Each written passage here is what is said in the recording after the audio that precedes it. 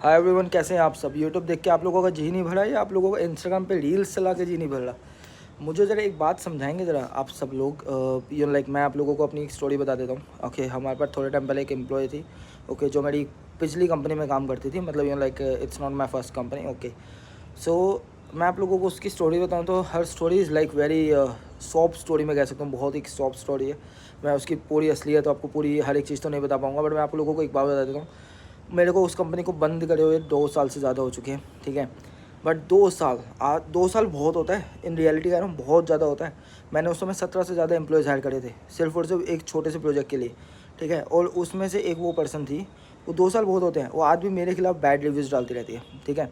आप लोगों को मैं एक बात बताऊँ, आज भी क्यों वो बैड रिव्यूज़ डाल रही है? क्या मतलब उसके पास टाइम नहीं है, या उसके पास आई मीन टू से उसके पास टाइम बहुत ज़्यादा है, या उसके पास ऐसा क्या दिमाग चल रहा है कि भाई उसको क्या ऐसा मन क्या है कि उसको मेरे से कौन सी दुश्मनी निकालनी है? नहीं, रीज़न अलग है, रीज़न यहाँ पे अलग है। एक्चुअली कि उसको जॉब नहीं मिल रही।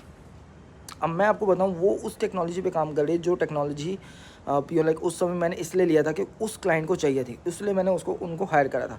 मैंने उनको दूसरी काम वगैरह दे सकता था, बट मुझे मेरे को वो शुरुआत से ही उस चीज़ में पसंद नहीं आ रहे थे, क्योंकि उनके स्किल्स इतने अच्छे नहीं हैं, स्पेशलिटीज़ नहीं है। और अगर स्पेशलिटीज़ हैं भी तो ये नहीं पता कि स्पेशलिटीज़ को अच्छे तरीके से कैसे यूज़ करना है, ठीक है। अब आप मेरे को एक बात, मैं आपको बहुत ही एक अच्छी बात बताऊंगा, ठीक है। अब एक एग्जांपल लीजिए, आपके पास एक स्पेशलिटी है विच इज़ एआई एजेंट। आज के टाइम पे आप एआई एजेंट क्रिएट कर रहे हैं, whether you are using Claude, whether you are using Manus, okay. But अब आप एआई एजेंट को क्रिएट करने के बाद आपको ये नहीं पता ना कि भाई एआई एजेंट को चलाना कहाँ कहाँ पे है, राइट। ये भी तो एक स्किल है गाइस।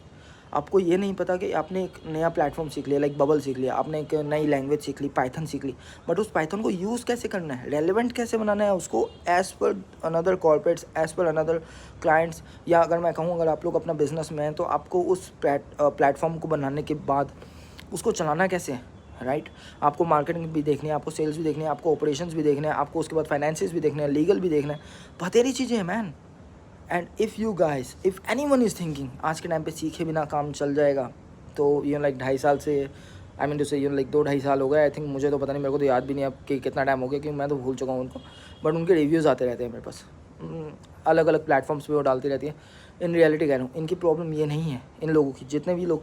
और अगर मैं आपको बता दूँ, अगर कोई आपके लिए भी ऐसा रिव्यूज़ डाल रहा है ना, आपकी कंपनी है और आपके लिए अगर ऐसा रिव्यूज़ डाल रहा है, एक्चुअली ऐसा मत सोचो कि उन लोगों आपने कुछ गलत किया है समथिंग, क्योंकि मैंने गलत नहीं किया था, ठीक है। तो आप लोग ये सोचो कि वो क्यों नहीं कर पा रहे, वो आगे क्यों नहीं बढ़ पा रहे, क्यों? लर्निंग नहीं है, स्पेशलिटी नहीं है। हमारे एक्सटर्लो पे आप लोगों को ये सब कुछ मिलने वाला है, बहुत तगड़ा। ज़रूर देखिए, मज़ा आएगा। Thank you so much, have a nice day.